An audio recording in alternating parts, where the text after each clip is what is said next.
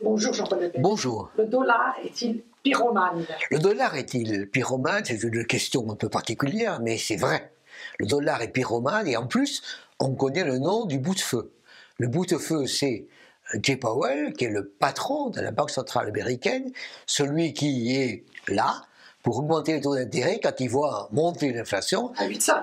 à 8,5 aujourd'hui, alors qu'il est payé normalement pour l'avoir à 2%. Donc c'est lui qui n'a pas le choix, qui fait monter les taux d'intérêt. Donc le dollar. Donc le dollar, ça n'est pas psychanalytique, ça n'est pas psychologique, c'est simplement son métier, sa raison d'être, ce pourquoi il est payé. Le malheur, c'est qu'il ne met pas le feu seulement chez lui, mais aux autres marchés. Absolument. C'est grosso modo, l'inflation américaine vient des États-Unis pour essentiellement.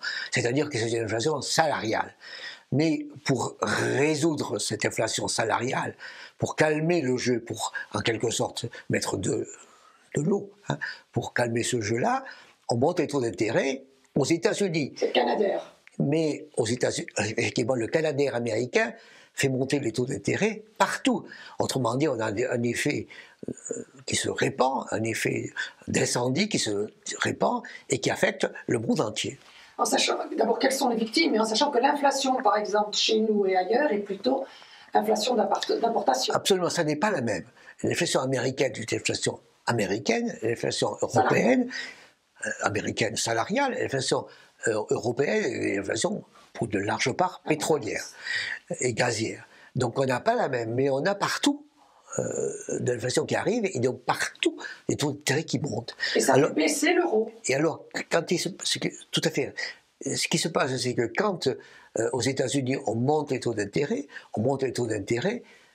beaucoup, à 2,5% aujourd'hui, et on se dit, mais c'est un très bon placement, le dollar, alors que c'est 0,5 ou 0,75 en Europe. Et donc on se dit, tiens, je vais plutôt aux États-Unis qu'en Europe. Et à ce moment-là, donc, plus vous montez le taux d'intérêt américain, plus vous faites monter le dollar, plus vous faites baisser les autres monnaies, en particulier l'euro. Et le yen et le yuan également. À ce moment-là, plus vous achetez cher du pétrole et du gaz. Autrement dit, plus vous avez une solution américaine, plus vous avez une difficulté européenne, notamment. Encore plus grave avec les pays qui sont endettés comme le Liban, l'Égypte, la Turquie, le Pakistan. C'est pire pour eux, tout simplement parce que ces pays-là, doivent acheter du gaz, du pétrole et du blé. Et très souvent, ils doivent le payer en dollars, donc qui est une monnaie pour eux qui est plus chère. Et en plus, très souvent, ils sont endettés en dollars. Et donc, ils ont en quelque sorte une double peine. Un, pour vivre, pour se chauffer, pour manger, il faut qu'ils achètent plus cher. Et deux, pour rembourser, il faut qu'ils payent plus cher. Et donc, on voit bien à quel point le feu ou le pyromane Powell, qui n'a pas le choix, dit-il, et c'est vrai, est en train de fabriquer des problèmes qui se répandent chez les Européens, dans les pays développés qui peuvent d'une certaine manière résister, et dans les pays en difficulté, les pays émergents, où c'est beaucoup plus difficile, en les poussant presque à la faillite. Jusqu'où le pyromane dont vous parlez peut-il monter les taux? Chez lui, d'abord, il va les monter jusqu'à être calme. Et on parle de 4% ou 5%.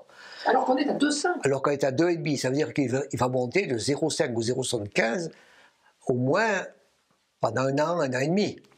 Donc on voit bien à quel point, devant nous, il y aura une montée du dollar et une montée des taux partout. Donc le danger plus grand encore pour l'Europe. On voit bien à quel point c'est un danger pour l'Europe. On voit bien aussi que c'est dramatique pour beaucoup de pays émergents qui sont au bord de la faillite, sinon en faillite, autrement dit, qui sont à la porte du FMI.